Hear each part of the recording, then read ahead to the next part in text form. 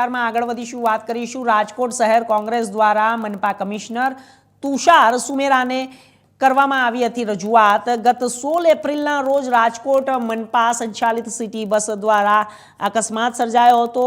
તે બાદ એજન્સી સામે કોઈ કાર્યવાહી ન કરતા કોંગ્રેસ લાલ ગુમ મનપા વિરોધ પક્ષના નેતા વશરામ સંગાઠિયા, અતુલ રાજાણી, જસવંત ભટ્ટી, રાજદીપ સિંહ જાડેજા દ્વારા રજૂઆત કરવામાં આવી હતી। રાજકોટ મનપા કમિશનરને કોંગ્રેસ પક્ષ દ્વારા રમકડાની બસો આપી મનપા કમિશનરને નીતિનો વિરોધ કર્યો હતો। આ તકે રાજકોટ મનપા કમિશનરે વહેલી તકે સમગ્ર મામલે તપાસ કરે તેવી કોંગ્રેસ પક્ષે કરી માંગ।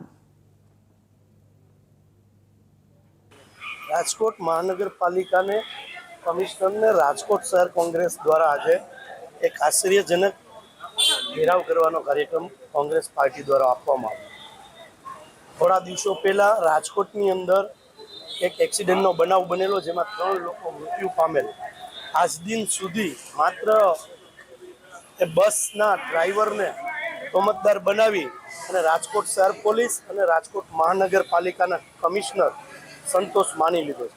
ત્યારે કોંગ્રેસ દ્વારા આજે આક્ષેપ કરવામાં આવેલો છે કે જે આ સિટી બસ છે, બસ અત્યારે 45 ડિગ્રીની અંદર એ બસો બંધ કરવામાં આવી છે, અને જ્યારે એ બસ બંધ કરવામાં આવી છે, એ બસ 1,25,00,000ની બસ છે, એક બસ।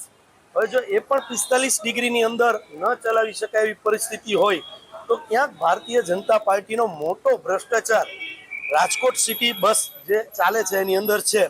કારણ કે આ જે બસો છે, જે એસટીની બસો પહેલા ચાલતી હતી, એમાં કોઈ દિવસ બસ બંધ કરવી પડી એવી પરિસ્થિતિ નથી ઊભી થઈ।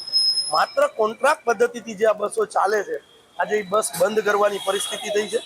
ક્યાંક ને ક્યાંક આ બસોની અંદર રાજકોટ મહાનગરપાલિકા અને મહાનગરપાલિકાના ભારતીય જનતા પાર્ટીના ઉચ્ચ કક્ષાના આગેવાનો દ્વારા ભ્રષ્ટાચાર કરવામાં આવેલો છે।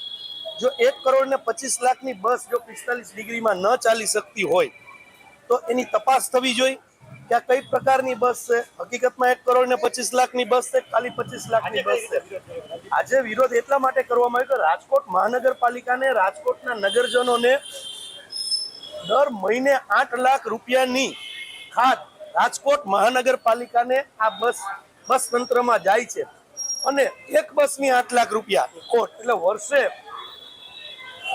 મોટા કરોડો રૂપિયાની ખોટ રાજકોટ મહાનગરપાલિકાના બસ તંત્રની અંદર જાય છે। ત્યારે આજે રાજકોટ શહેર કોંગ્રેસ દ્વારા રાજકોટ મ્યુનિસિપાલિટી કમિશનરને રમકડાની બસ આપીને આના કરતા રમકડાની બસમાં આપ રાજકોટના નગરજનોને ફેરવો તો પણ ચાલશે, આ ઇલેક્ટ્રિક બસ બંધ કરી તો જે એસટી તંત્રની જે સેવા હતી પૂર્ણ ચાલુ થાય, જેથી કરીને લોકો હેરાન પરેશાન ન થાય।